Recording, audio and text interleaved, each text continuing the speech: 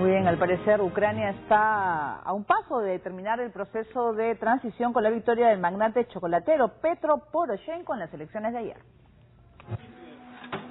En medio de combates en las regiones orientales se celebraron las ansiadas elecciones presidenciales de Ucrania. Los comicios han dado como ganador al magnate del chocolate Petro Poroshenko, quien ha obtenido la victoria con el 55% de los votos. Al parecer un triunfo de primera vuelta sin segunda, acordado e informado por la Comisión Electoral Central.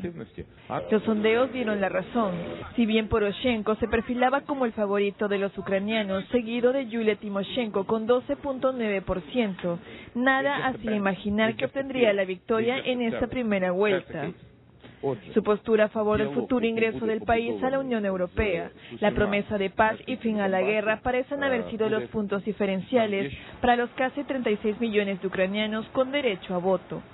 El virtual mandatario de Ucrania, interrogado en repetidas ocasiones sobre cómo iba a traer la paz al este, donde decenas de personas han perdido la vida en enfrentamientos entre el ejército ucraniano, las milicias y los separatistas prorrusos, Poroshenko dijo que no negociaría con los separatistas, pero que estaba abierto al diálogo con los residentes, siempre que se rechace la violencia. Una de sus primeras acciones como mandatario será visitar las regiones rebeldes de Donetsk y Lugansk. Muy pronto vamos a ver más efectividad en la operación antiterrorista. Esta no puede y no va a tomar 2 o 3 meses. Debe tomar horas. Son solo asesinos. Son terroristas.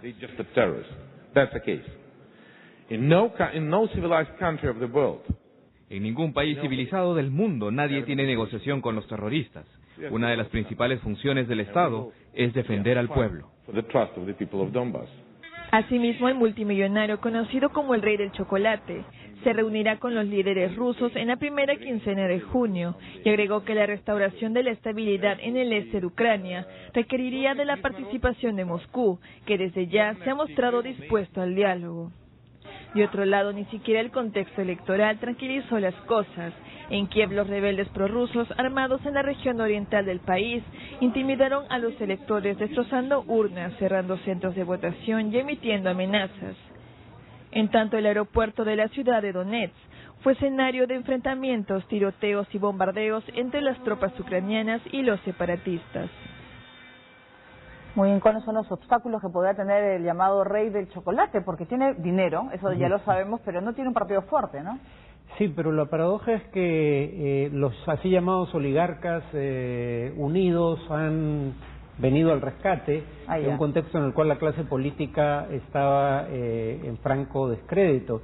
Entonces no es la mayoría de los grandes ricos que se formaron o de las grandes riquezas que se formaron tras la desaparición de la Unión Soviética están tras Poroshenko, incluyendo algunos de los Akhmetov, el hombre más rico del este del país, y esta reelección le dificulta a Putin cuestionar su legitimidad, porque él decía, yo respeto la voluntad del pueblo, cuando iban a votar el 15% de los ucranianos que viven en las zonas de mayoría rusa o rusófilas, digamos.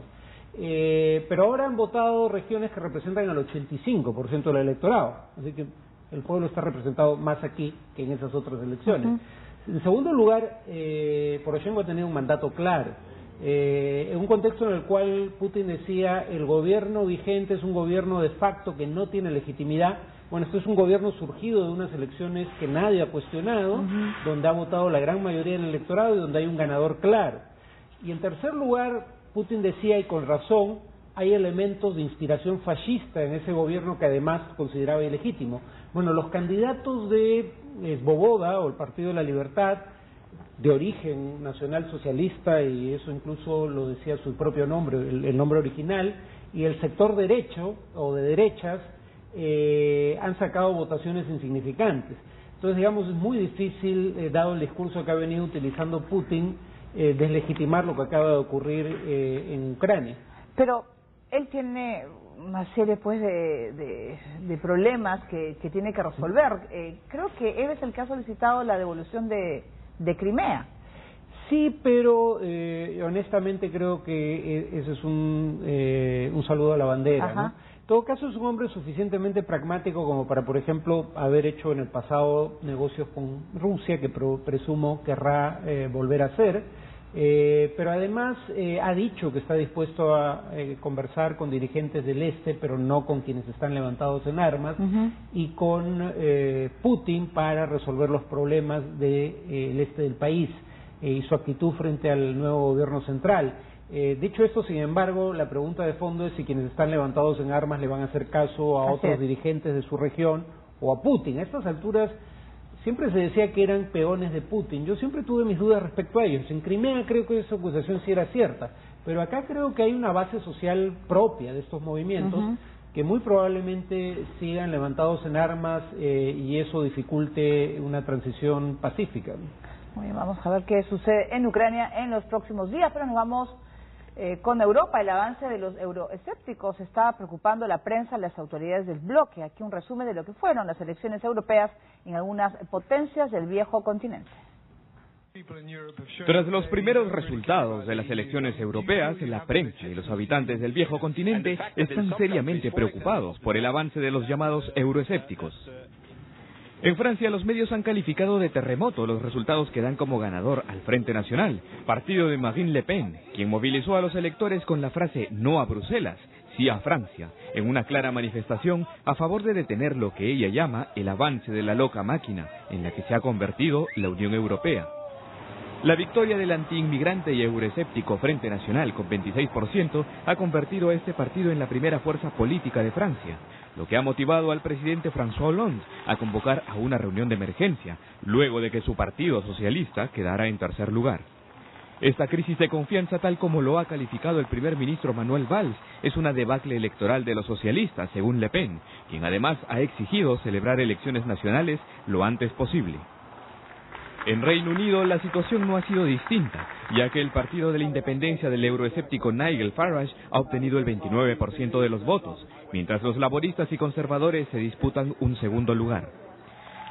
El avance euroescéptico en todo el bloque ha alarmado al primer ministro británico David Cameron, quien hizo un llamado a los líderes regionales y señaló que los resultados de la elección de ayer demuestran que la Unión debe cambiar.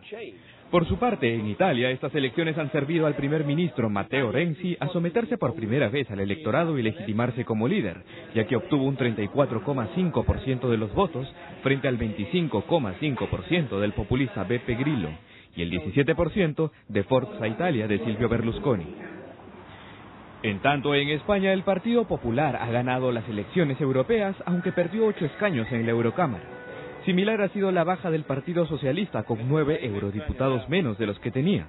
Su líder, Alfredo Pérez Rubalcaba, se atribuyó la responsabilidad del fracaso y anunció que dejará el partido en julio, tras la celebración de un congreso extraordinario. Muy bien, estamos viendo los resultados pues que han traído realmente pequeños terremotos en cada uno de los países. Por ejemplo, Alfredo Rubalcaba en España, ¿no?, que ha renunciado, él ha asumido toda la responsabilidad y eso significa que la gente quiere un cambio.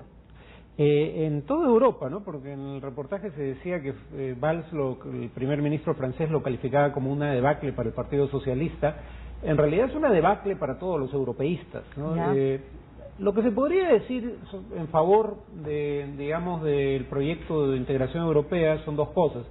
En primer lugar, no fue una debacle todo lo malo que se podía esperar, porque por primera vez desde 1979, cuando se empezó a elegir por voto popular al Parlamento Europeo, la participación no fue inferior, de hecho fue ligeramente superior a la de la elección anterior.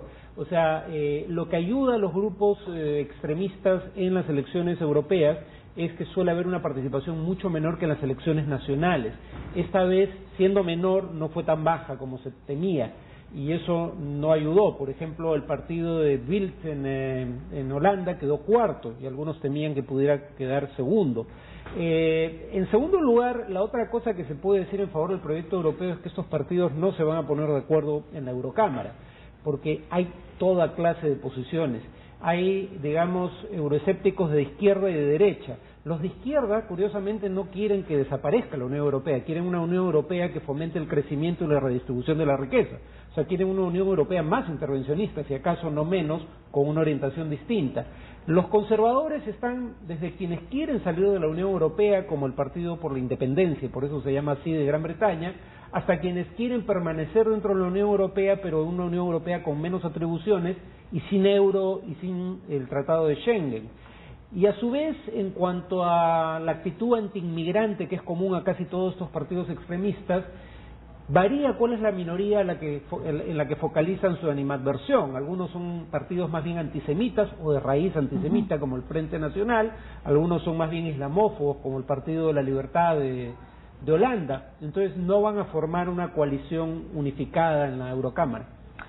Muy bien, y vamos a contarles también que hoy se inició las elecciones presidenciales en Egipto, que parece no va a traer sorpresas, ya que se espera la victoria de Abdel Fattah al-Sisi. Empezaron las elecciones presidenciales